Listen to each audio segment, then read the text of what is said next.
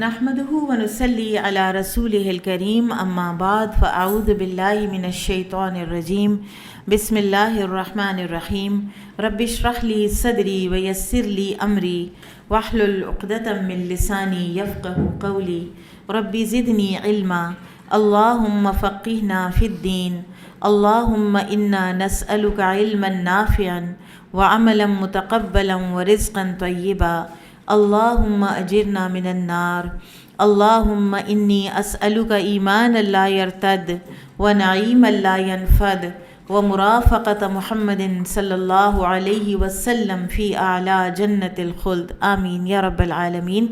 آج انشاءاللہ ہم پڑھیں گے عثمان رضی اللہ تعالیٰ عنہ کی شہادت سے پہلے شہادت کا سارا جو آخری جو ٹریجڈی ہے اس کا وہ بلڈ اپ کیسے ہوتی چلی گئی، اس کے اسباب کیا تھے، کیسے یہ لیڈ کی ایک چیز دوسری چیز کو، اور یہ حادثہ جو ہے امت مسلمہ میں یہ پیش آیا۔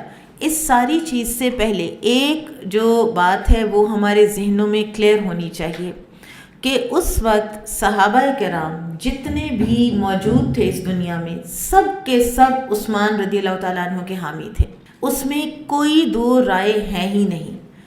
اور اگر کسی نے یہ ثابت کرنے کی کوشش کی ہے کہ فلاں صحابی کی یہ نیت تھی یا فلاں صحابی نے یہ کوشش کی، تو وہ سارا کا سارا ذخیرہ جو ہے وہ نان سنی ریسورسز سے آپ کے پاس آتا ہے، اور نان سنی ریسورسز میں جو ایک ڈس آنیسٹی ہوئی ہوئی ہے ہسٹوریکل اور انٹلیکچوئل، تو اس سے ہمیں اپنے آپ کو بالکل ایلینیٹ کر کے رکھنا ہے، ٹھیک ہے، کیونکہ ہمیں وہ دیکھنا ہے کہ جو چیزیں فار اے فیکٹ تاریخ میں ثابت ہوئی ہیں، اور یہ نہیں کہ صرف اس لیے ان باتوں کو ریجیکٹ کیا جاتا ہے کیونکہ وہ نان سنی ریسورسز ہیں، حقیقت یہ ہے کہ وہ ہسٹوریکلی ان کی کوئی چین آف نریشن کوئی ملتی ہی نہیں ہے۔ وہ کسی رائٹر کو وہ اٹھا اور اس کا کوئی دل چاہا یا اس کے جذبات کوئی بھڑکے یا اس نے کوئی ایک واقعہ پڑھا اور اس کی نہ اس نے تحقیق کی، اس کے اندر کچھ اور چیزیں ملا دی، کچھ اس کے اندر ایسی چیزیں ایڈ کر دی جو سنسنی پھیلاتی تھیں یا جو ایک گوسپ کی حیثیت رکھتی تھیں، اور اس سے پھر کچھ جو ہے نا وہ ہم لوگوں جیسے یا سنی گروپ آپ اس کو کہہ لیں کہ وہ لوگ بھی جو ہیں ان پر بھی اثر انداز ہوئی ہیں وہ چیزیں۔ اس میں یہ بات ایک تو یاد رکھنے کی ہے کہ صحابہ سب کے سب عثمان رضی اللہ تعالیٰ عنہ کے ساتھ تھے۔ پولیٹیکل پالیسی میں کسی وقت کسی کو کسی کے ساتھ اگر کوئی اختلاف ہو جائے تو اس کا یہ مطلب نہیں ہے کہ وہ اس کی ذات کے خلاف ہے یا وہ اس کی معزولی چاہتا ہے یا وہ اس کی نعوذ باللہ شہادت میں کسی قسم کا اس کا کوئی ہاتھ ہے۔ آپ کو اختلاف تو ہو سکتا ہے، ایک ادارے میں جب لوگ رہتے ہیں، اور صحابہ کرام جو ہیں وہ معصوم عن الخطا نہیں تھے، وہ انسان تھے اور ان کو ایک دوسرے کی پالیسی سے اختلاف ہو سکتا تھا، لیکن ان کے اختلافات کے طریقے اور ان کے اختلافات کی نوعیت جب بھی آپ اس کو کھلے دل و دماغ سے پڑھیں گے تو آپ کو نظر آئے گا کہ اس میں کوئی ایسی چیز نہیں ہے کہ جس پر اعتراض اٹھایا جائے۔ عمر بن عبدالعزیز رحمہ اللہ سے مروی ہے کہ ان سے اہل صفین کے بارے میں پوچھا گیا تھا، یعنی صفین کی جنگ کیوں ہوئی سیدنا علی رضی اللہ تعالیٰ عنہ اور معاویہ رضی اللہ عنہ کے درمیان، تو انہوں نے فرمایا وہ نہایت قیمتی جانیں تھیں، اللہ تعالیٰ نے میرے ہاتھ ان کے خون سے پاک رکھے، لہٰذا میں اپنی زبان کو ان کے خون سے آلودہ نہیں کرنا چاہتا، میں اس زمانے میں تھا ہی نہیں تو میں کیوں بولوں۔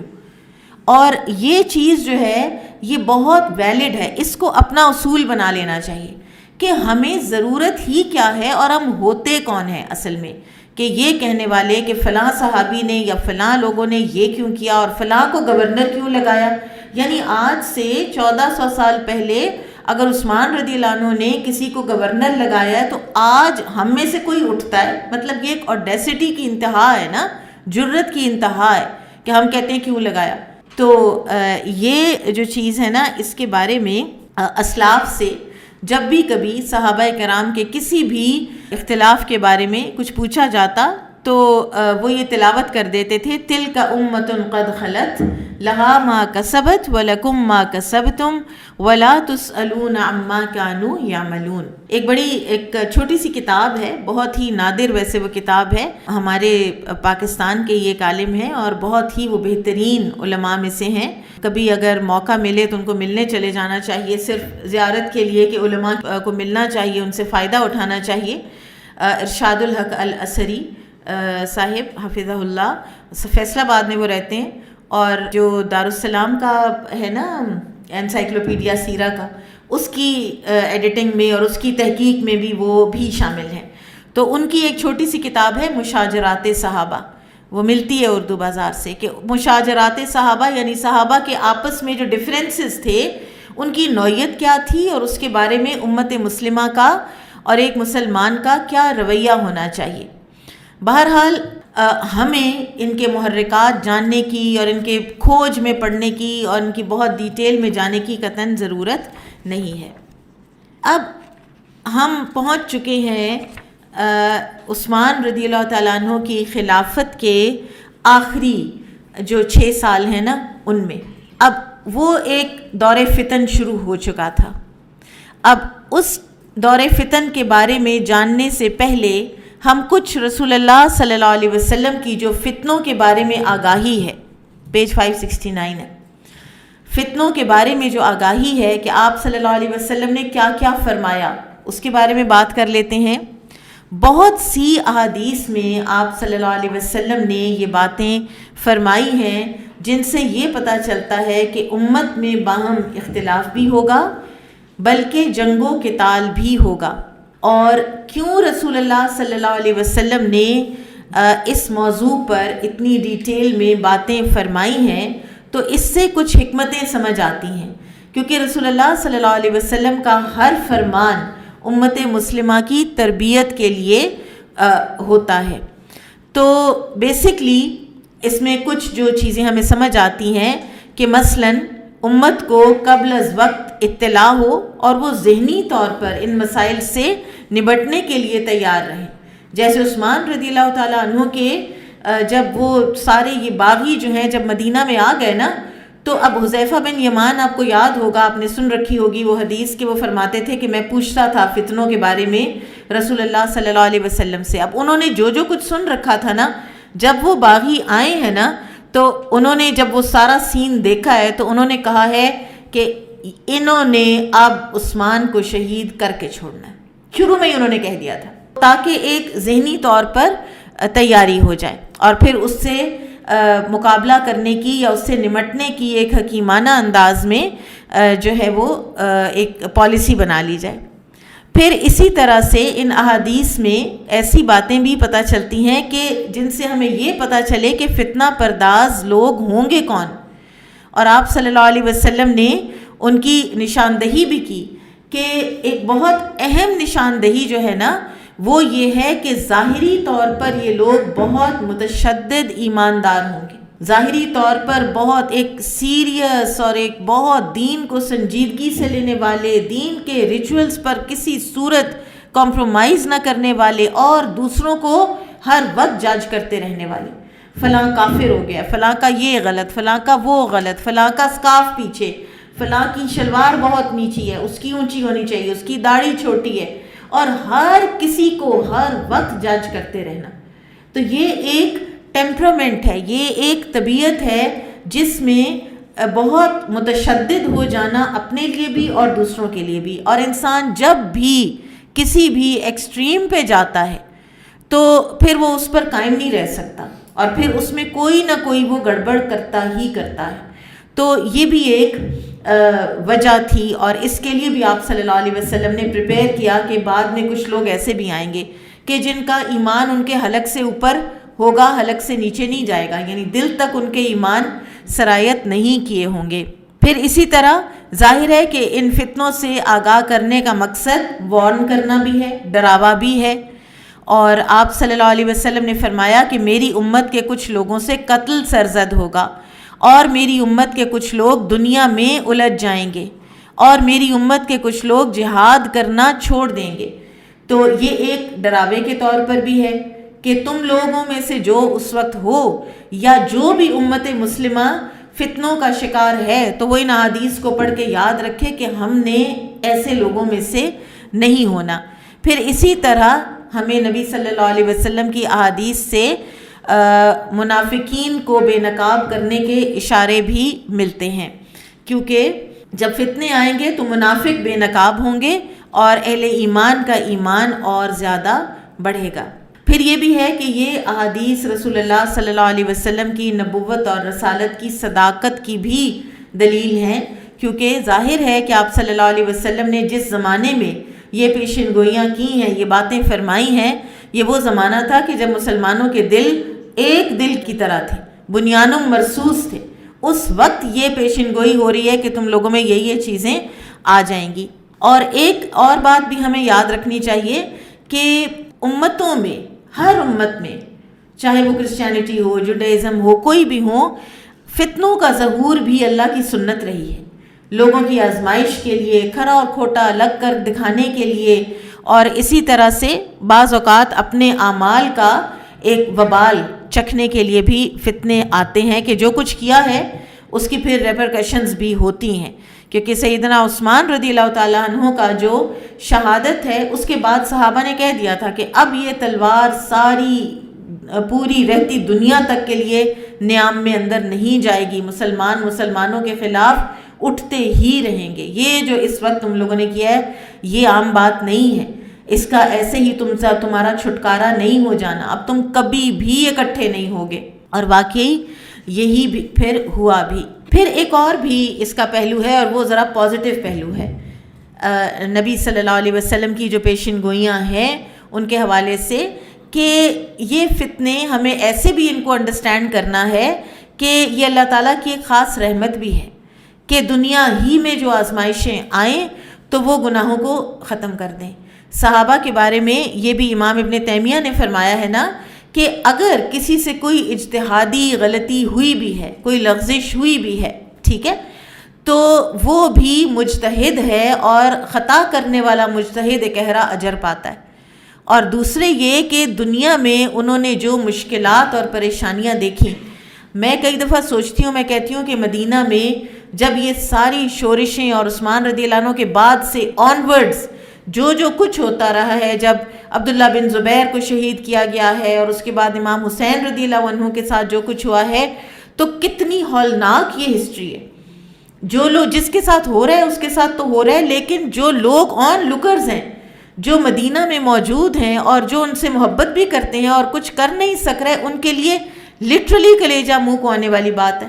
آپ کے اپنے ملک میں ذرا سی کوئی اونچ نیچ کوئی ہو رہی ہو تو آپ کتنے پریشان ہو جاتے ہیں، اور جو ان لوگوں نے دیکھا ہے وہ ان کی کسی نہ کسی، اگر ان سے کوئی لغزش ہوئی ہے یا کوئی ان سے اجتہادی غلطی ہوئی ہے تو وہ دنیا میں جو تکلیف انہوں نے دیکھی ہے وہ ان کے دکھوں کا، ان کے گناہوں کا مداوع بن جائے گی۔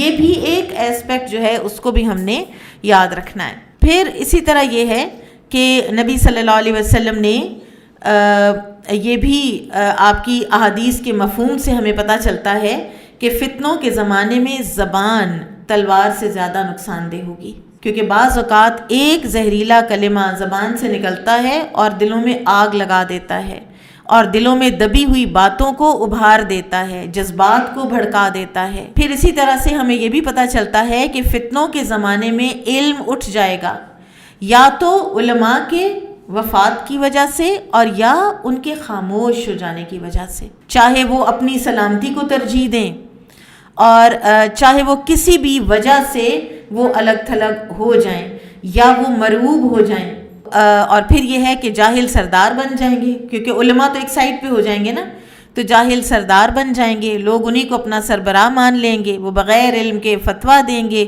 خود بھی گمراہ ہوں گے اور دوسروں کو بھی گمراہ کریں گے، اور گھٹیا لوگ اعلیٰ مناصب پر فائز ہو جائیں گے اور کم عقل لوگوں کا غلبہ ہو جائے گا۔ پھر اسی طرح سے رسول اللہ صلی اللہ علیہ وسلم کی احادیث میں یہ بھی ہے کہ اللہ تعالیٰ نے رسول اللہ صلی اللہ علیہ وسلم کو ضمانت دی ہے کہ وہ اس امت کو قحط سالی اور بھوک سے ہلاک نہیں کرے گا، اور نہ ہی پوری امت مسلمہ پر کوئی ایک دشمن مسلط ہو جائے گا، لیکن اس بات کی ضمانت نہیں دی گئی کہ آپ کی امت باہم اختلاف نہیں کرے گی۔ تو امت کا باہم اختلاف جو ہے وہی اس کی آزمائش ہے، اور اسی اختلاف کی وجہ سے پھر باہر سے دشمن حملہ کرے گا اور پھر وہ کامیاب ہو جائے گا، کیونکہ امت مسلمہ اپنے اختلاف کی وجہ سے کمزور پڑ چکی ہوگی۔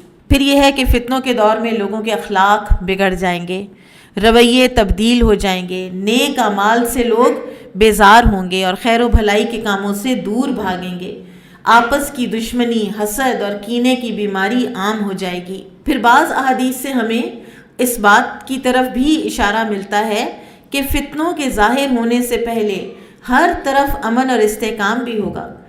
ایک سوار مکہ سے عراق تک تنہا سفر کرے گا اور اسے راستہ بھولنے کے سوا کوئی خوف نہیں ہوگا، اتنا امن و امان ہو جائے گا۔ اور یہ چیز خاص طور پر عثمان رضی اللہ عنہ کے زمانے کے جو عہد خلافت کے ابتدائی دور ہے نا، اس میں اسی طرح کا امن و امان بھی تھا اور دولت کی بہت فراوانی تھی، اور پھر قتل و غارت اور فتنہ برپا ہوا، اور یہ جو امن کی صورتحال ہے یہ خوف کی صورتحال سے تبدیل ہو گئی۔ تو یہ تو نبی صلی اللہ علیہ وسلم کی پیشن گوئیوں کا ایک خلاصہ تھا، ٹھیک ہے، اور یہ سب صحیح احادیث سے ہمیں پتہ چلتا ہے۔ اب ہم آتے ہیں عثمان رضی اللہ تعالیٰ عنہ کی جو شہادت کی ٹریجڈی ہے، وہ بلڈ اپ کیسے ہوئی، معاشرہ کیسا ہو گیا تھا کہ جس کے اندر سے یہ لوگ اٹھے جنہوں نے اتنا بڑا کام کر ڈالا۔ اب ہم لوگ چاہے اس وقت اسلام کتنی بھی ہم اخلاقی پستی میں ہوں، چاہے اسلام کتنا بھی اس وقت مغلوب ہوا ہے بظاہر، اس کے باوجود یہ بات ہم نہیں سوچ سکتے، یہ کام کرنا ہم میں سے کوئی بھی نہیں سوچ سکتا، بلکہ جتنا ایک نبی صلی اللہ علیہ وسلم کی اور صحابہ کی محبت میں لوگ اٹھ پڑتے ہیں تو وہ ایک لیول ہے۔ تو یہ کیا ہوا کہ اس طرح ہو گیا، یہ کیا معاشرہ تشکیل پایا ان 6 سالوں میں، تو اس کی ایک ہم تصویر دیکھ لیتے ہیں۔ امام زہری رحمہ اللہ فرماتے ہیں کہ عثمان رضی اللہ عنہ 12 سال امیر المومنین رہے۔ ابتدائی 6 سالوں میں کسی شخص نے ان پر کوئی اعتراض نہ کیا، بلکہ آپ رضی اللہ عنہ قریش کے نزدیک عمر رضی اللہ عنہ سے بھی زیادہ مقبول تھے۔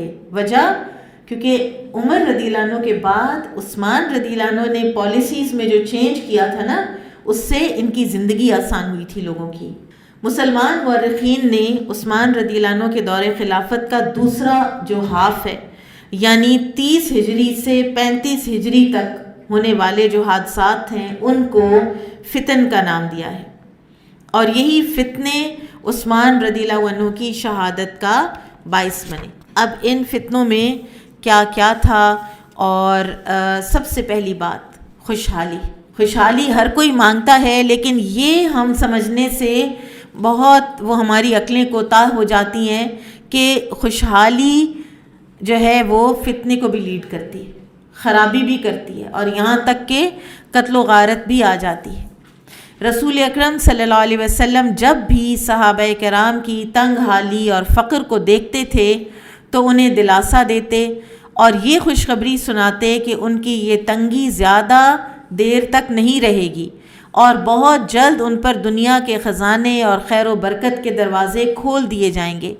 لیکن ساتھ ہی ساتھ آپ صلی اللہ علیہ وسلم انہیں اس بات سے ڈراتے بھی تھے کہ جب تم مال و زر میں مشغول ہو جاؤ گے اور نیک اعمال اور جہاد فی سبیل اللہ کو ترک کر دو گے تو پھر تمہاری باہمی لڑائیاں ہوں گی، مال و متاع پر ہی تمہاری آپس کی لڑائیاں شروع ہو جائیں گی۔ اب یہ جو ڈراوا تھا نا نبی صلی اللہ علیہ وسلم کا، جیسا کہ آپ صلی اللہ علیہ وسلم نے فرمایا کہ میری امت کا فتنہ مال ہے، ٹھیک ہے، تو جو ڈراوا ہے نا اس کو حضرت عمر بن خطاب رضی اللہ عنہ نے تو بہت عین اس کے مفہوم کے مطابق سمجھ لیا تھا، لہٰذا ان کی پالیسیز میں یہ بھی شامل تھا کہ وہ مسلمانوں کو مال و دولت کے فتنے کا شکار ہونے اور دنیا کی جو دل فریبی ہے اس سے بچائیں، لہٰذا وہ ہر ممکن کوشش کرتے تھے کہ مسلمان جو مفتوحہ علاقے ہیں نا عجم کے، رنگ برنگ اور رنگ برنگی معاشرت والے، ان میں زیادہ دیر نہ ٹھہریں۔ وہ صحابہ کرام کو تو کہیں انہوں نے جانے نہیں دیا، کہیں انہوں نے شفٹ نہیں ہونے دیا. اکابر صحابہ کو انہوں نے مدینہ میں ہی رکھا ہے. کسی نے اجازت مانگی بھی ہے کہ مجھے فلاں مفتوحہ علاقے میں زمین ملی ہے تو میں وہاں شفٹ ہو جاؤں، وہ نہیں جانے دیتے تھے. ان کی یہ پالیسی تھی. ٹھیک ہے. اور پھر اگر کوئی جانا چاہتا تو وہ ان کو بس اتنا جانا دیتے کہ جتنا تمہارا کام ہے اتنا جاؤ اور پھر واپس مدینہ واپس آؤ. اس لیے کہ وہ جانتے تھے کہ اگر مسلمان وہاں کی دولت کی ریل پیل اور طرح طرح کی نعمتیں دیکھ کر اور رنگا رنگی دنیا کی دیکھ کر بادشاہوں کے طریقے اور وہاں کے لوگوں کی رسومات دیکھیں گے تو دنیا کا غلبہ ہو جائے گا ان پر اور ان کی آخرت برباد ہو کر ہی رہے گی. جب عثمان رضی اللہ عنہ کا دور خلافت آیا تو فتوحات کا دائرہ بھی بہت وسیع ہوا. مشرق اور مغرب میں ہر طرف مملکت اسلامیہ کی سرحدیں پھیل گئیں. بیت المال میں غنائم کا بے شمار روز بروز اضافہ ہوتا تھا. میں نے پچھلی دفعہ آپ کو بتایا تھا نا کہ ایک وہ جو جہاد تھا ایک بیٹل تھی اور اس کے اندر کتنا زیادہ 1000 سپاہی کے اوپر ہر ایک کو 3,000 سونے کے دینار بھی مل گئے. تو اتنی زیادہ فراوانی ہو گئی تھی اور اس کا لازمی نتیجہ جو ہے وہ ظاہر ہے معاشرے پر پڑتا ہی پڑتا ہے. لوگ دنیا کے فتنوں میں پڑتے ہیں. ایک دوسرے کے آگے بڑھنے کی دوڑ لگ گئی مسلمانوں میں اور جب ایک دوسرے سے یہ تفاخر اور تکاثر شروع ہوتا ہے تو پھر کیا ہوتا ہے؟ پھر باہمی ایک بغض اور حسد اور دشمنی کی فضا بھی جنم لیتی ہے. اور خاص طور پر اس کا شکار وہ نئے مسلمان ہوئے کہ جن کی پوری تربیت نہیں ہوئی تھی. کچھ لوگ ایسے تھے کہ جن کے قبیلے کا سردار مسلمان ہوا اور وہ گیا اور اس کی وجہ سے سارے کا سارا قبیلہ مسلمان ہو گیا. اب ظاہر ہے کہ وہ صحابہ کے ایمان والا لیول تو اس قبیلے کے لوگوں میں نہیں تھا. تو یہ جو سلسلہ تھا یہ شروع ہوا اور سیدنا عثمان رضی اللہ عنہ نے اس خطرے کو بھانپ بھی لیا تھا اور وہ وقتاً فوقتاً دنیا پرستی اور دنیا سے محبت کے بارے میں وارن بھی کرتے تھے. وہ خطوط بھی لکھتے تھے, وہ عوام الناس کو خطبے بھی دیا کرتے تھے. لیکن بہرحال وہ کہتے ہیں نا کہ جو ہونا ہوتا ہے وہ ہو کے رہتا ہے. تو یہ جو ایک آسودہ حالی ہے یا خوش حالی ہے مسلمانوں کی, اس کے عینی شاہد حسن البصری ہیں. اچھا, حسن البصری ساری شہادت عثمان رضی اللہ عنہ کے بھی عینی شاہد ہیں. یہ اس وقت کہیں تقریباً 16-17 سال کے لڑکے تھے اور یہ مدینہ میں رہتے تھے. ام سلمہ رضی اللہ تعالیٰ عنہ کے ساتھ ان کا خاص تعلق تھا, انہی کے گھر میں یہ پلے بڑے تھے. تو یہ کہتے ہیں کہ مسلمان معاشرے میں مال و دولت کی فراوانی تھی, لوگ فخر و غرور میں پڑ گئے اور ناشکری کے مرض میں مبتلا ہو گئے. کہتے ہیں کہ مجھے معلوم ہے کہ لوگوں نے عثمان رضی اللہ عنہ کو کیوں ناپسند کرنا شروع کر دیا تھا. بات یہ ہے کہ کم ہی کوئی دن خالی گزرتا ورنہ اکثر و بیشتر آپ مال و دولت تقسیم کرتے رہتے تھے. جو غنائم آتے آپ تقسیم کر دیتے. تو ان کے لیے منادی کرائی جاتی تھی کہ مسلمانوں اپنے آکے عطیات وصول کر لو. مفت کا بیش قیمت مال آئے دن لوگوں کو ملتا رہتا تھا اور وافر مقدار میں ملتا. پھر کبھی اعلان کرایا جاتا بھائی گھی اور شہد لے لو, جو چیز آئی وہ بانٹ دیتے تھے. ٹھیک ہے. تو عطیات کا سلسلہ جاری رہتا. مال و دولت اور کھانے پینے کی چیزوں کی بڑی فراوانی تھی. دشمن خوف زدہ تھا اور باہمی معاملات بھی بڑے ہی اچھے چل رہے تھے. ہر طرف برکتیں ہی برکتیں تھیں. دوسری طرف اہل اسلام کے خلاف تلوار ابھی تک میان میں تھی. پھر انہوں نے اسے خود اپنے اوپر سونت لیا, آپس میں لڑنے لگے. اللہ کی قسم اس وقت سے لے کر اب تک مسلمانوں کی تلوار ان کی گردنوں پر لٹک رہی ہے. اللہ کی قسم مجھے محسوس ہوتا ہے کہ اب یہ تلوار قیامت تک مسلمانوں پر لٹکی رہے گی. پھر مسلمانوں میں کبوتر بازی کا شوق جو ہے وہ پیدا ہو گیا. اب دیکھیں کہ جتنا کوئی فارغ ہوتا ہے تو وہ کبوتر بازی کرتا ہے. تو اس کے لیے عثمان رضی اللہ تعالیٰ عنہ نے اس کا بھی کیا تھا سد باب, کبوتروں کے پر کٹوائے تھے اور اس طرح کی آپ کرتے رہتے تھے. جب آپ دیکھتے تھے نا کہ بہت زیادہ یہ ایک چیز جو ہے وہ دنیا پرستی آ رہی ہے تو اس کے بارے میں کچھ نہ کچھ وہ اس کا سد باب کرنے کی کوشش کرتے رہتے تھے. خطبوں میں گاہے گاہے لوگوں کو اس دلربا دنیا کے فتنوں سے بچنے کے لیے واعظ و تلقین کی ضرورت محسوس کرتے اور دنیا کی رغبت کے نقصانات سے لوگوں کو آگاہ کرتے. مثلاً ایک خطبے میں آپ نے ایک مرتبہ فرمایا کہ اللہ تعالیٰ نے دنیا صرف اس لیے دی ہے کہ تم اس کے ذریعے سے آخرت تلاش کرو, اس لیے نہیں دی کہ تم اس پر فریفتہ ہو جاؤ. دنیا فانی ہے، آخرت دائمی ہے، کہیں یہ فانی دنیا تمہیں غرور میں مبتلا کر کے آخرت سے غافل نہ کر دے۔ اللہ تعالیٰ سے ڈرو، کہیں ایسا نہ ہو کہ تمہاری اس روش کی وجہ سے تم پر کوئی دشمن مسلط ہو جائے، اور اپنی وحدت قائم رکھو اور گروہوں میں مت بٹو۔ بہرحال پہلا جو لیڈ کیا ہے فتنہ شہادت عثمان کو، وہ تھا بہت زیادہ خوشحالی، مال و دولت کی فراوانی، اور پھر فارغ ہو گئے، اطمینان سے بیٹھے، اور جب کرنے کو کچھ نہیں تھا تو خلیفہ پر تنقید شروع کر دی، اور خلیفہ کے گورنرز پر تنقید شروع کر دی، اور خاص طور پر جو شہر اس چیز کا شکار ہوئے، بصرہ، کوفہ، مصر، مدینہ، مکہ، یہ لوگ جو ہے نا یہ سب سے زیادہ اس چیز کا شکار ہوئے۔ اور ہوتا یہ تھا کہ ادھر سے ہی لشکر اٹھتے تھے، ڈیفرنٹ جو مثلاً ایران اور ترکی اور رومی اور کرد اور بربر، ان سے لڑنے کے لیے مجاہدین نکل جاتے تھے۔ شہر جو ہیں ان کے اندر جو لوگ آ کر آباد ہوتے گئے وہ تھے کہ جن کی اکثریت نو مسلم تھی، جو کہ ایرانی اور عیسائی، یہودی اور عرب کے دیگر قبائل، جس کا میں نے آپ کو بتایا نا کہ سردار مسلمان ہوتا تھا تو سارا قبیلہ مسلمان ہو جاتا تھا، اس قسم کے لوگ جو ہیں وہ شہروں میں آباد رہے۔ مجاہدین تو باہر نکل گئے، اور یہ لوگ جو ہیں انہوں نے تھوڑا بہت قرآن پڑھا، تھوڑا بہت کچھ سمجھا، اور علماء پر اور صحابہ پر اور ان کے ایکشنز پر اور ان کی ڈیسیجنز اور پالیسیز پر تنقید کرنا انہوں نے اپنا حق سمجھ لیا۔ پھر انہی میں مرتدین بھی تھے، کچھ وہ لوگ جو مرتد ہو گئے ہوئے تھے، کچھ تو مرتد ہوئے ہیں لوگ جو کہ بعد میں بڑے مخلص دوبارہ مسلمان ہو گئے، مثلا عبداللہ بن سعد بن ابی سرح، اور اسی طرح سے طلحہ الاسدی۔ تو یہ لوگ جو ہے نا، اب آپ دیکھیں کہ ایرانی نو مسلم، پھر اسی طرح سے عجمی مزید نو مسلم لوگ، کئی وہ کہ جو قید ہوئے اور غلام بنے اور مسلمان بنے، پھر کئی یہودی، کئی عیسائی، مرتدین، یہ ایک اکٹھ ہو گیا۔ چاہے وہ نئے نئے مسلمان بھی ہوئے ہوئے تھے نا، لیکن ایمان کا وہ لیول تو نہیں تھا، اور ان کے اندر ریزنٹمنٹس تھیں۔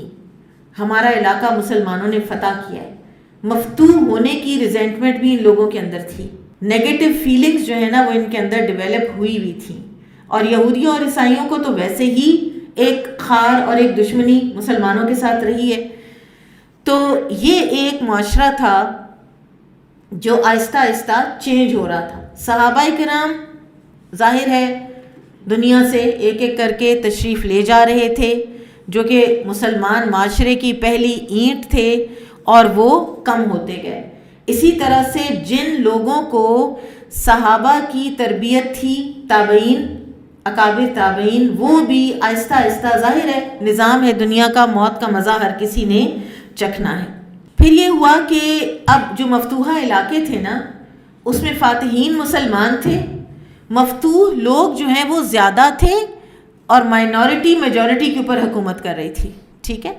تو ایک یہ بھی آیا ایک فیکٹر۔ پھر کوئی ایسا قانون عثمان رضی اللہ تعالیٰ عنہ نے نہیں بنایا کہ جس میں مدینہ سے جو اکابر صحابہ ہیں ان کی نقل مکانی کو روکا جائے، یا یہ کہ مدینہ میں آ کر اجمی نو مسلم آباد ہوں۔ کہتے ہیں کہ بہت زیادہ انکریج نہیں کیا جاتا تھا، لیکن روکنے کی کوئی باقاعدہ پالیسی موجود نہیں تھی۔ تو مدینہ میں بھی ایسے اجمی نو مسلم آ کر آباد ہو گئے، جن کے دلوں میں کوئی حسد کی آگ یا بدلے کی آگ بھڑک رہی تھی، کسی کا کوئی مقتول تھا جس کا وہ بدلہ نہ لے سکا، تو اس لیے نہ وہ اسلامی تعلیمات سے آشنا تھے، نہ کوئی ان کو اتنی عربی زبان کی سوجھ بوجھ تھی۔ اہل عرب سے نفرت ان کو تھی کہ انہوں نے ہمیں آ کر کانکر کیا ہے۔ بہت سے لوگ صرف تلوار کے ڈر سے مسلمان ہوئے ہوئے تھے اور جزیہ دے رہے تھے، اور بہت سے لوگ خواہش پرست تھے اور مفاد پرست تھے، جو دوسروں کو ذرا سا بھی کوئی لوپ ہول کہیں دیکھتے تھے تو ان کو اکسانے کی کوشش کرتے تھے۔ تو یہ ایک معاشرہ تھا، ٹھیک ہے، جس میں پھر کچھ لوگ وہ بھی تھے جو مذہبی جنون کا شکار تھے، جن کی پہلے بھی بات ہوئی۔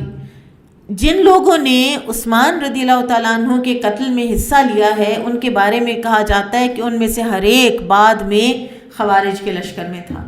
ٹھیک ہے، خوارج جو لوگ بائی ڈیفینیشن ہے نا، وہ علی رضی اللہ عنہ کے ابتدائی دور خلافت میں وہ اٹھے جن کو خارجی کہا گیا. ٹھیک ہے، تو بعض کتابوں میں آپ کو ملے گا کہ عثمان رضی اللہ عنہ کو سبائیوں نے یا عبداللہ بن سبا کے ساتھیوں نے اور خارجیوں نے قتل کیا، شہید کیا، لیکن ایسا نہیں ہے. یہ وہ لوگ تھے کہ جن کی ابھی یہ بات بتائی جا رہی ہے کہ یہ اس طرح کا ایک معاشرہ جن میں یہ لوگ تھے، دین میں متشدد لوگ، نئے مسلمان، بدلے کی آگ میں بھڑک رہے، یہ لوگ تھے کہ جو مدینہ میں آئے ہیں عثمان رضی اللہ تعالیٰ عنہ پر اعتراضات لے کر. ٹھیک ہے، تو وہ سبائی تحریک جو ہے اگر وہ چلی بھی ہے تو پھر وہ علی رضی اللہ عنہ کے دور میں دراصل اس نے زور پکڑا ہے. اچھا، یہ بھی ہمیں یاد رکھنا ہے کہ یہ آج بھی ہے کہ چند آیات کا، چند حدیث کا علم لے کر لوگوں پر کفر کا فتویٰ لگانا شروع کر دینا. بہت سے ینگسٹرز جن کو بورن اگین مسلمان کہا جاتا ہے، وہ کیا کرتے ہیں، لڑکیاں بھی لڑکے بھی، پھر وہ فیس بک پر ایسا نفرت پیدا کرنے والا میٹیریل پوسٹ کر رہے ہوتے ہیں، اور اتنی ان کی زبان سخت ہوتی ہے، اور اتنی اور یہ نا ایک سیلف رائچسنس کا ایک اظہار ہوتا ہے اصل میں. اور یہ سب سے بڑا شارٹ کٹ ہے کہ آپ دوسروں کو غلط کہنا شروع کر دو، فلاں کا یہ بھی غلط، فلاں کا وہ بھی غلط.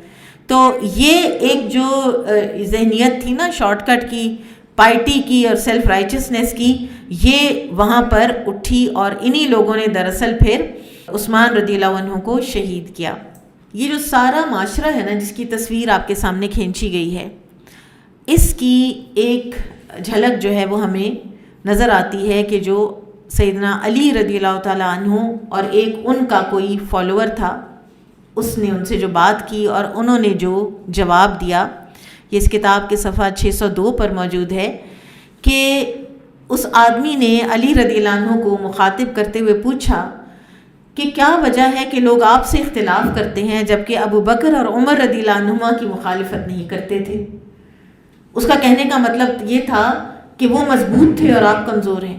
تو علی رضی اللہ عنہ نے جواب دیا کہ اس کی وجہ یہ ہے کہ ان کی رعایا میں میرے جیسے لوگ تھے، ان کے مشیر ہم تھے، اور میری رعایا میں تمہارے جیسے لوگ ہیں. ان کے مشیر ہم تھے، ہمارے مشیر تم ہو. تو لہٰذا وہ اس معاشرے کی ایک انہوں نے بالکل ایک سینٹنس میں ساری تصویر کشی کر دی. تم جیسے لوگ جب بنتے ہیں فالوورز تو پھر حکام کا بھی یہ حال ہوتا ہے. پھر اسی طرح سے ایک اور بات کی طرف بھی اشارہ کیا جاتا ہے جو بلڈ اپ ہوتی رہی ساری، وہ عثمان رضی اللہ عنہ کی ایک طبیعتاً جو ایک نرمی تھی. وہ عثمان رضی اللہ عنہ عمر رضی اللہ عنہ کی باروب اور بیسیکلی ایک سخت طبیعت اور فرم طبیعت کے بعد ان کا جو ایک لینینٹ معاملہ تھا نرم مزاجی کا، وہ بھی لیڈ کیا بعض چیزوں کو. حالانکہ عثمان رضی اللہ عنہ نے حدیں بھی لگائی ہیں، فرم پالیسی بھی رکھی ہے. اچھا، پھر یہ ہے کہ شروع میں یہی نرمی لوگوں کو بڑی پسند آئی، اور پھر فتن کے دور میں اسی پر آپ پر جو ہے وہ تان بھی کرنے لگ گئے. اور اس کی ہمیں ایک ملتی ہے جھلک کہ خود عثمان رضی اللہ عنہ نے بعض قیدیوں کو کہا تھا کہ تمہیں پتہ ہے کہ تمہیں یہ جرت کیوں ہوئی ہے، یعنی کوئی بھی یہ کام کرنے کی، تم صرف میری بردباری سے ناجائز فائدہ اٹھاتے ہو. یہ ان کو احساس تھا. اور پھر جیسا کہ پہلے بھی بات ہوئی کہ مدینہ منورہ سے کبار صحابہ دوسرے شہروں میں منتقل ہونے لگ گئے، حالانکہ حضرت عمر رضی اللہ عنہ نے اس پر ایک پابندی لگا رکھی تھی. عثمان رضی اللہ عنہ نے جانے دیا. اچھا، یہ یاد رکھیے کہ ان کے جانے سے بہت سے فائدے بھی ہوئے ہیں. یہ نہیں کہ صرف یہ ایک نقصان ہوا ہے کہ ایک معاشرہ اس طرح کا بن گیا اور اس طرح کی one thing lead to the other. Usman رضی اللہ عنہ کی اس پالیسی کے فائدے بھی بہت ہوئے ہیں. وہ اکابر صحابہ مختلف مفتوحہ علاقوں میں جا کر انہوں نے دین کی اصل شکل دکھائی ہے، انہوں نے دین کو پھیلایا ہے. ٹھیک ہے. پھر ایک اور جو ہوا اس آخری دور میں وچ لیڈ ٹو شہادت، وہ ہے فتوحات کا رک جانا.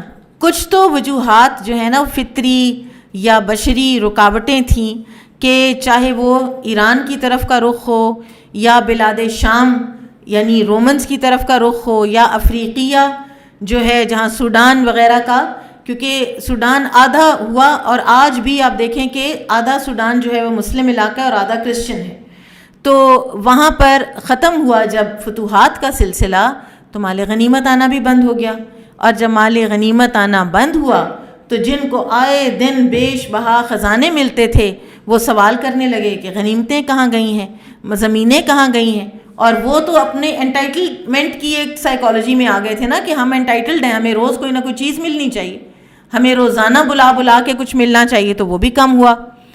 تو فتوحات کے رک جانے سے یہ ہوا کہ لوگوں کا سارا جو توجہ تھی وہ کس طرف چلی گئی، ملکی سیاسی حالات پر تبصرے۔ اور جب میں یہ پڑھ رہی تھی تو آنیسٹلی مجھے ایسے ہوا کہ ہم بالکل اسی دور میں ہیں کہ پھر ہمارا کام بھی صرف ہر وقت کا یہی ہوتا ہے کہ ہم بس تبصرے کرتے رہیں۔ اور ایک ان کے گورنر تھے عثمان رضی اللہ عنہ کے، عبداللہ بن عامر، انہوں نے اس صورتحال کو بھی بھانپا اور انہوں نے اس کی وجہ کو بھی بھانپا، اور انہوں نے عثمان رضی اللہ تعالیٰ عنہ کو یہ مشورہ دیا کہ لوگوں کو جہاد کا حکم دیجئے اور غزوات میں اس قدر مشغول کر دیجئے کہ ان کی سوچ سر کی جوؤں اور سواری کی پیٹھ کے زخموں سے آگے نہ بڑھے، انہیں یعنی مصروف کریں۔ آپ دیکھیں کہ جب عبداللہ بن ابی نے سیدہ عائشہ رضی اللہ عنہ پر بہتان لگایا تھا اور وہ جو باتیں شروع ہونے لگی تھیں، اور اس سے پہلے وہ جو سورہ منافقون نازل ہوئی، تو آپ صلی اللہ علیہ وسلم نے لشکر کو اس وقت کوچ کا حکم دیا جس وقت آپ عموماً کوچ نہیں کرتے تھے،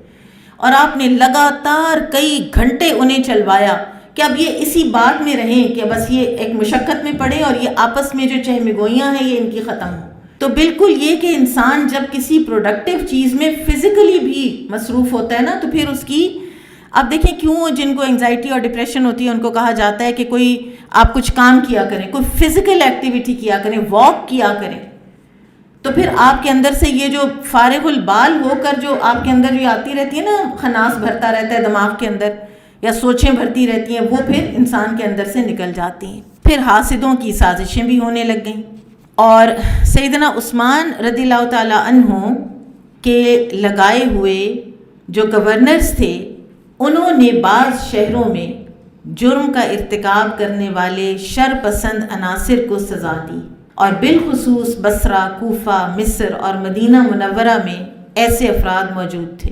یہ سب ایک جتھے کی شکل اختیار کر گئے تھے اور انہیں شریروں کا ٹولہ کے نام سے شہرت ملی تھی۔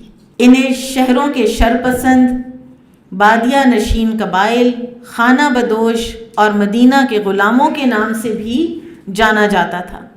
یہ لوگ قاتل تھے، ڈاکو تھے، نہایت گھٹیا تھے، باولے تھے، پست قبائل سے تعلق رکھتے تھے، انتہائی کمینے قسم کے لوگ تھے، اور یہ متحد ہو گئے تھے۔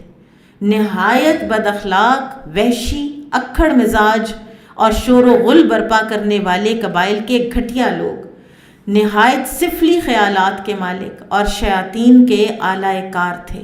اور یہ ساری ان کی ڈیفینیشن کنہوں نے دی ہے؟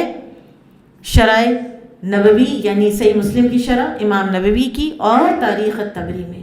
اب ہم دیکھتے ہیں کہ یہ جو باغی تھے، یہ جو ٹولے تھے شریروں کے جن میں طرح طرح کے رنگ کے لوگ شامل ہو گئے تھے، انہوں نے سیدنا عثمان پر الزام کیا تراشے۔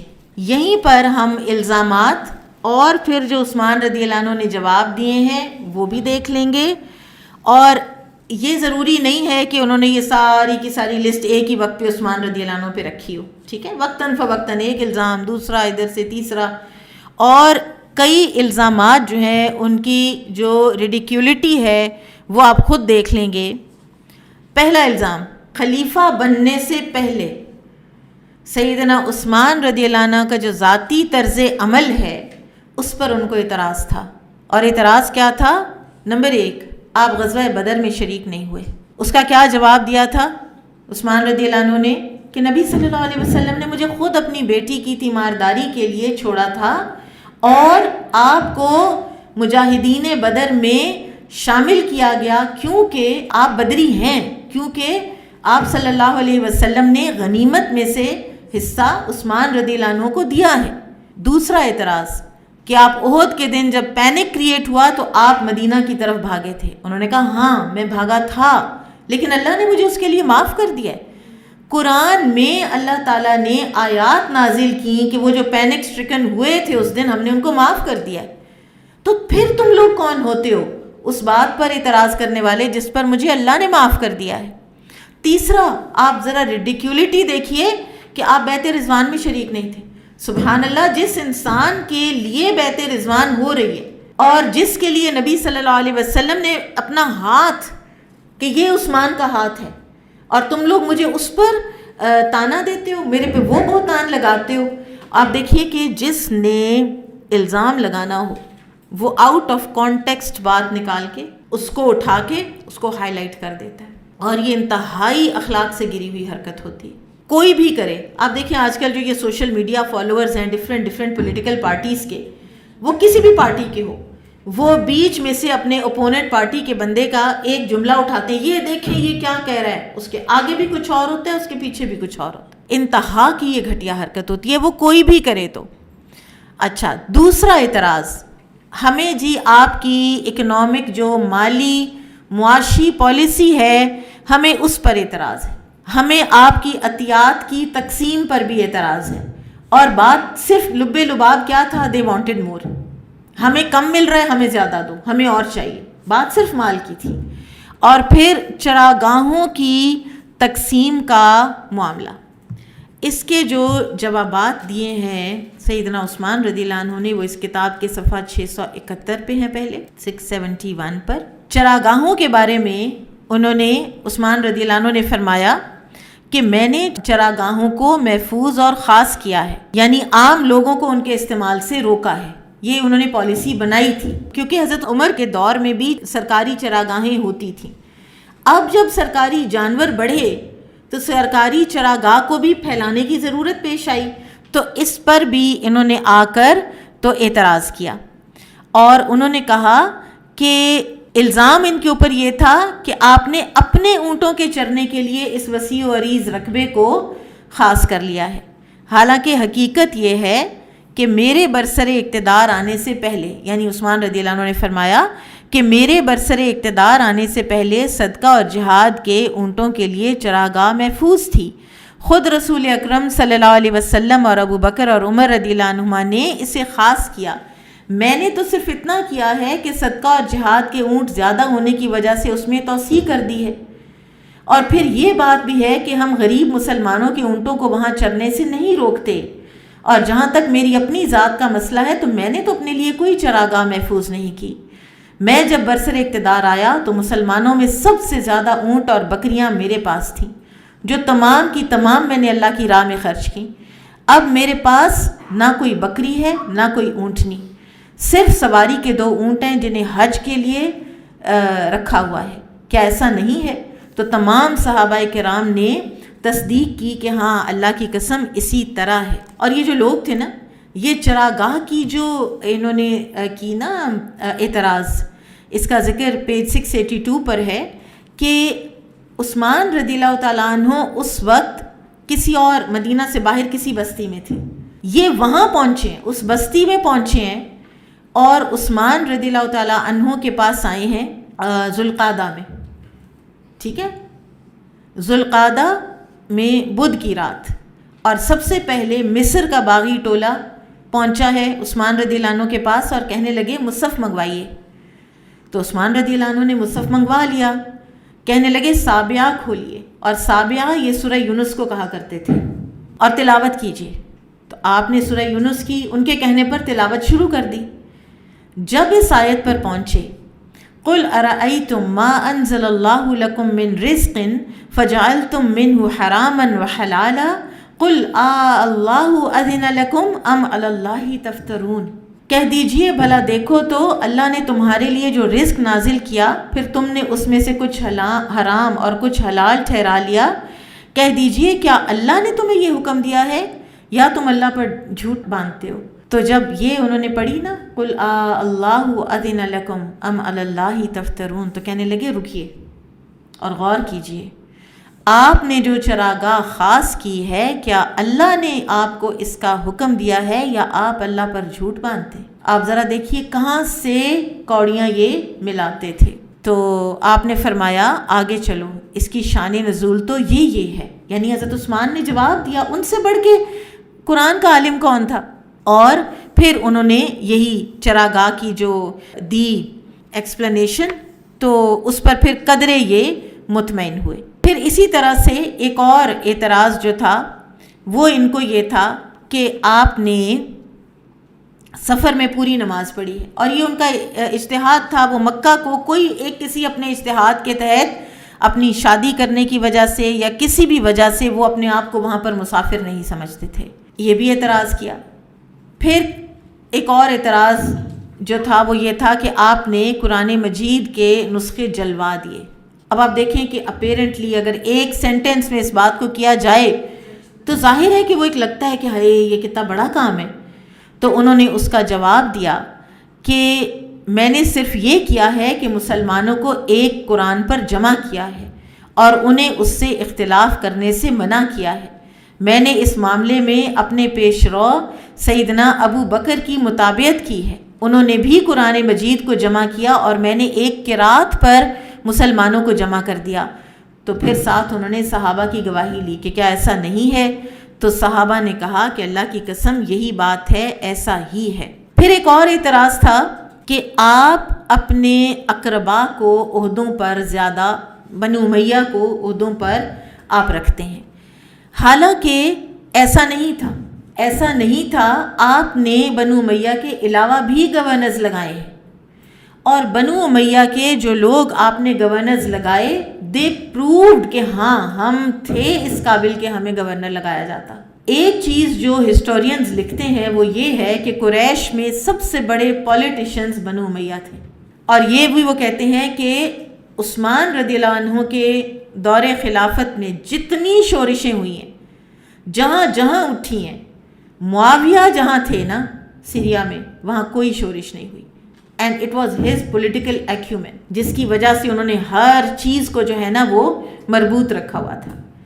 پھر بیچ میں یہ بھی سٹیجز آتی رہی ہیں کہ جب ان باغیوں کو کبھی معاویہ رضی اللہ عنہ کے پاس بھیجا گیا کہ انہیں سمجھائیں بجھائیں، اور انہوں نے جس طرح سے ان کو کوشش کی ہے، ایفرٹ کی ہے ان کو رام کرنے کی، ان کو نرم کرنے کی، ان کو قائل کرنے کی، کنونس کرنے کی، وہ ساری ہسٹری کے اندر موجود ہے. پھر ان باغیوں کو ایک موقع پر عبد الرحمن بن خالد بن ولید کے پاس بھیجا گیا ہے، اور انہوں نے پھر ان کو ڈنڈے سے سیدھا کیا. انہوں نے کہا مجھے تم لائٹلی مت لینا، میں خالد بن ولید کا بیٹا ہوں، میں ارتداد کی کمر توڑنے والے کا بیٹا ہوں، اور میں تم لوگوں کو ایسا سیدھا کروں گا تم لوگوں کو سمجھ آ جائے گی. اور ان کی سختی سے پھر یہ کچھ نہ کچھ یہ سیدھے ہوئے. بعض اوقات آپ کو سختی کرنی پڑتی. تو بہرحال انہوں نے یہ اعتراض کیا. ایک مین اعتراض جو تھا نا وہ حکم ابن العاص اور مروان بن حکم کا اعتراض تھا. اب حکم جو ہے یہ عثمان رضی اللہ عنہ کا سگا چچا تھا.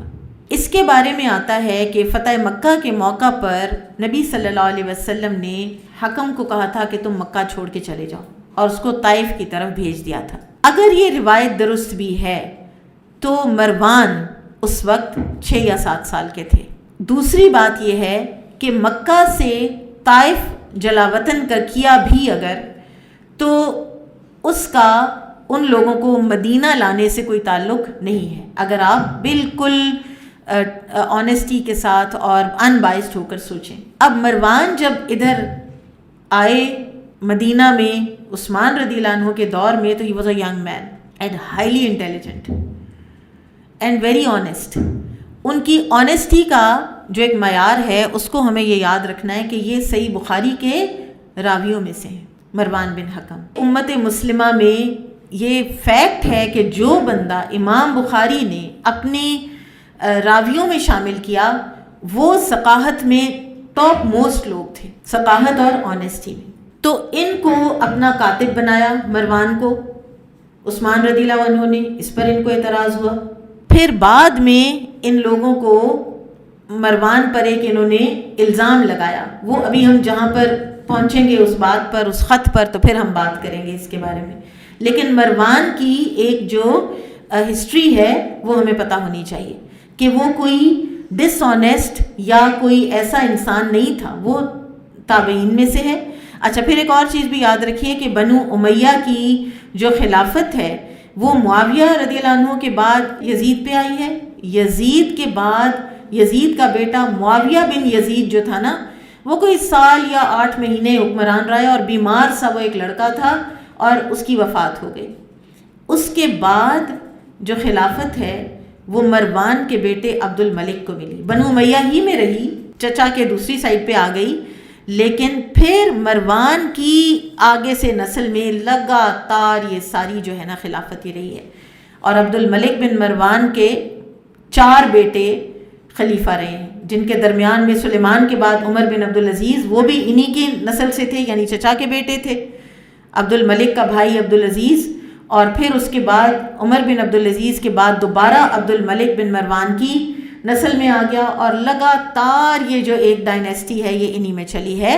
اور ان کا امت مسلمہ پر بڑے احسانات ہیں.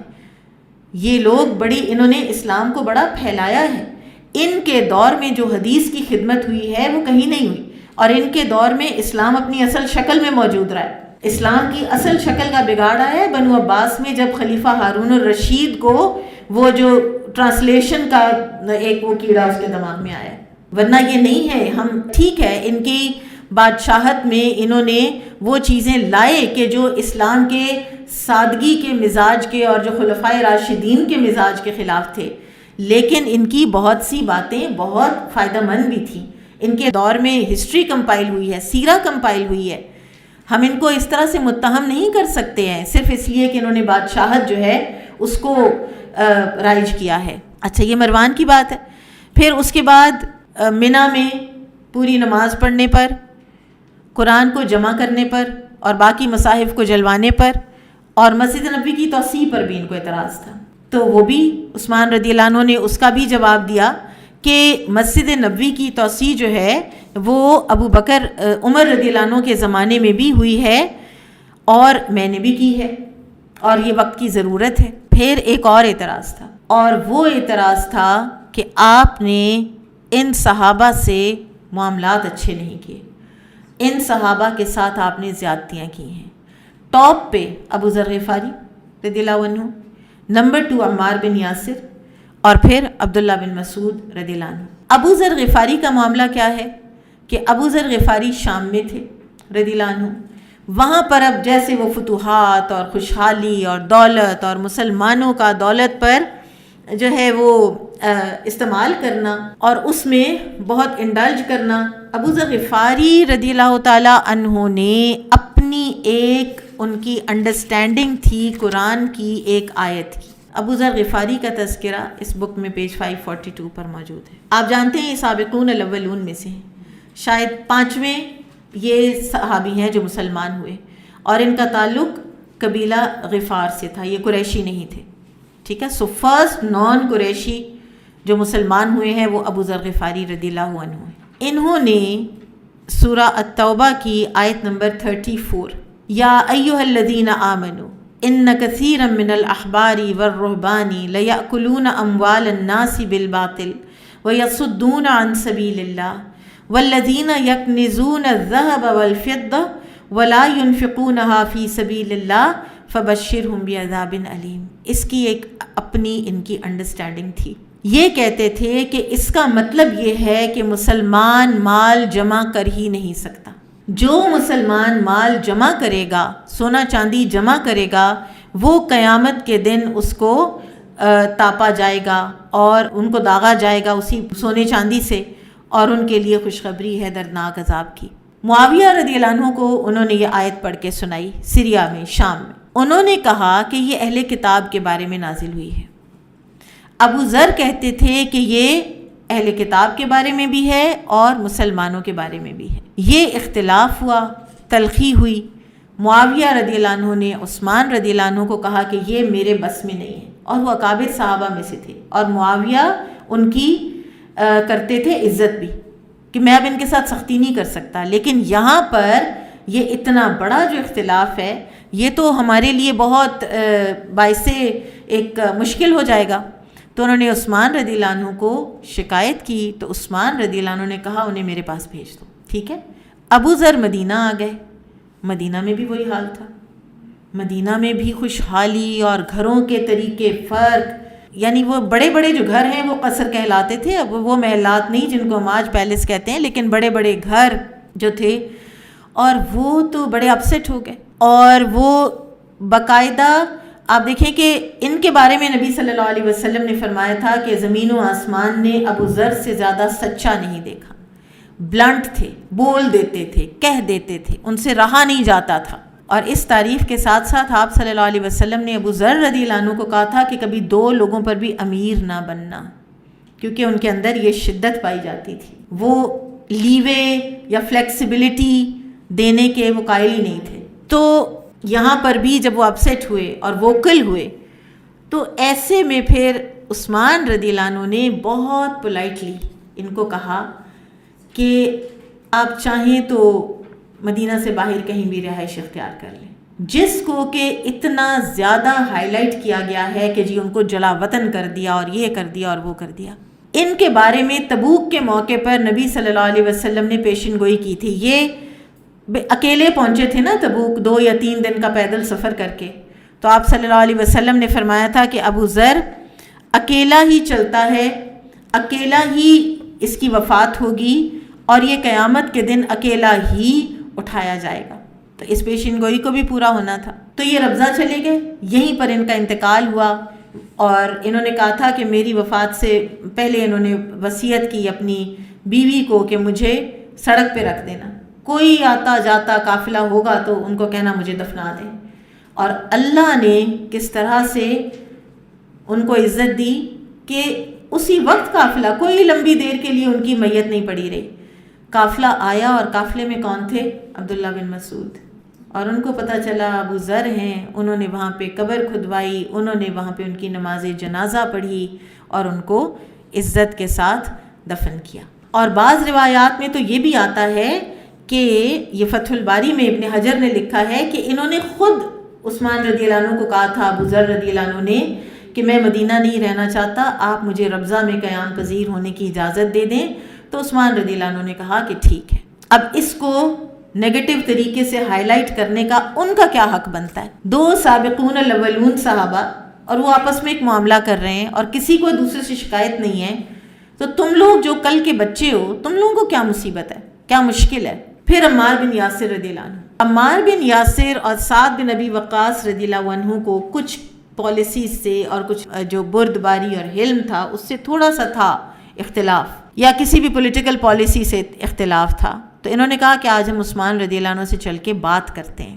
دونوں حضرات گئے، باہر دربان تھا، گارڈ، اس کو کہا کہ انہیں بتاؤ کہ ہم دونوں آئے ہیں، ہم آپ سے ملنا چاہتے ہیں. کسی مصروفیت یا کسی بھی وجہ سے عثمان رضی اللہ عنہ نے اپنا پریروگیٹو یوز کیا، انہوں نے کچھ غلط نہیں کیا. انہوں نے کہا ہے کہ میں اس وقت نہیں مل سکتا، میں بعد میں ملوں گا. سعد بن ابی وقاص رضی اللہ عنہ بات سن کے واپس چلے گئے.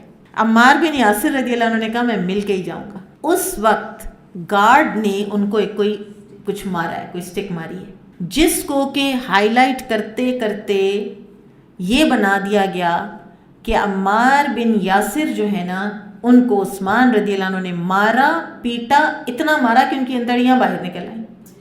کسی کی انتڑیاں باہر نکل آئیں تو وہ زندہ رہتا ہے. اور اس زمانے میں جب کوئی سرجری بھی نہیں ہے، کوئی آپریشن بھی نہیں کہ فوراً ان کو کچھ کر دیا جائے، علاج وغیرہ. اس کا جب اعتراض آیا تھا تو اس کا انہوں نے جواب بھی دیا. انہوں نے کہا کہ میں نے اس کا حکم نہیں دیا، وہ میرے گارڈ کی غلطی ہے، اور اگر میری غلطی بناتے ہو تو میں اپنی کمر پیش کرتا ہوں عمار کو، واقع مارے مجھے، قصاص لے. تو عمار بن یاسر رضی اللہ عنہ نے کہا مجھے کوئی قصاص نہیں چاہیے. لیکن ان لوگوں نے اس بات کو کہاں تک اتنا ہائی لائٹ کر لیا.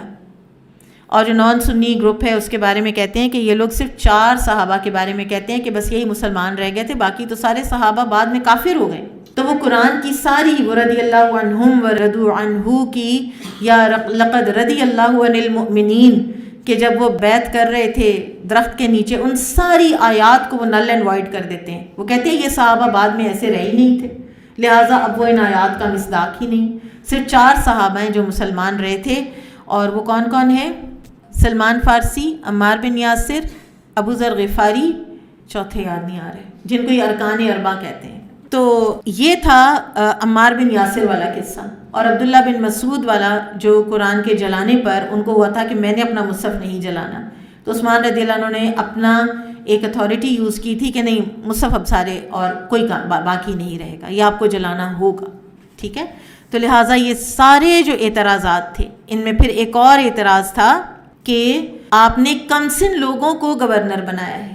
تو اس کا جواب انہوں نے دیا تھا کہ رسول اللہ صلی اللہ علیہ وسلم نے اسامہ بن زید کو لشکر کا امیر نہیں بنایا تھا جس میں اکابر صحابہ موجود تھے. پھر اسی طرح سے ایک اور اعتراض تھا کہ عبداللہ بن سعد بن ابی سرح یہ وہ ہیں جو مرتد ہوئے، کاتب وحی تھے، مرتد ہو کے مکہ آئے، مکہ کے دن آپ صلی اللہ علیہ وسلم نے ان کے قتل کا حکم دیا.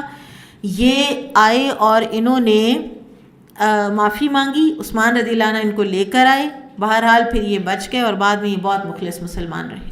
حضرت ابوبکر صدیق کی پالیسی یہ تھی کہ وہ غزوات میں یا جنگوں میں مرتدین کو بالکل نہیں بھیجتے تھے، ان سے خدمت نہیں لیتے تھے کہ یہ ابھی نئے نئے واپس مسلمان ہوئے، جو مرتد سے ہو کر واپس ہوئے تو ان کا بھی کچھ پتہ نہیں ہے، یہ پھر ڈول گئے تو پھر یہ تو اسلام کو نقصان مسلمانوں کو پہنچائیں گے. عمر رضی اللہ عنہ کے ابتدائی دور میں بھی یہی پالیسی رہی، لیکن جب ایران کی جنگیں اور وقت کافی گزر گیا تو پھر ان کو اجازت دے دی تھی حضرت عمر رضی اللہ عنہ نے، لیکن کو بہت بڑے بڑے لشکروں پر ان کو امیر نہیں بنایا جاتا تھا. پھر عثمان رضی اللہ تعالیٰ عنہ کے دور میں مزید وقت گزر گیا اینڈ دے ہیڈ پروون کہ اب ہم پکے مسلمان ہو گئے ہیں. تو انہوں نے عثمان رضی اللہ تعالیٰ عنہ نے یہی فرمایا کہ اب ان کو کافی سزا مل چکی ہے، اب یہ ارتداد میں سے نکل آئے ہوئے ہیں. اور عبداللہ بن ابی سرح کو بھی کمانڈر بنایا اور انہوں نے پروو کیا، یہ بڑے ہی جنگجو اور بہت ہی مخلص انہوں نے پھر جنگیں لڑی ہیں. انہوں نے عثمان رضی اللہ تعالیٰ عنہ نے ان کو کہا کہ تم اگر فلاں جنگ جیتو گے یا ان کے جو افریقیہ کی طرف جو کارنامے تھے کہ میں تمہیں خمس کا خمس تمہیں انعام میں دوں گا. اور یہ خلیفہ کا پریروگیٹو ہے، خمس تو خلیفہ کا ہی ہوتا ہے نا، باقی تو ویسے بھی ان کو فوج کو تقسیم ہونا ہے. آپ نے ان کو خمس کا خمس کیوں دیا؟ تو وہ ان کا اپنا پریروگیٹو تھا اور اس پر بھی ان کو اعتراض تھا. پھر ان کو یہ اعتراض تھا کہ آپ اپنے قرابت داروں سے محبت کرتے ہیں اور انہیں زیادہ نوازتے ہیں. بات یہی تھی، آپ دیکھیں گھما پھرا کے بات جو ہے نا یا بالکل ہی ریڈیکولس ہے اور یا پھر مال کے گرد ریوالو کرتی ہے، پیسے کے گرد کہ ہمیں کیوں نہیں دیا اور فلاں کو کیوں دیا. تو یہ تھا کہ آپ اپنے قرابت داروں کو نوازتے ہیں. تو عثمان رضی اللہ تعالیٰ عنہ نے کہا کہ ہاں وہ میرے رشتہ دار ہیں، میرا ان کے ساتھ محبت کا تعلق ہے، میں ان کے حقوق ادا کرتا ہوں، لیکن میں ان کے حقوق کی ادائیگی میں کسی دوسرے پر تو کوئی ظلم نہیں کر رہا.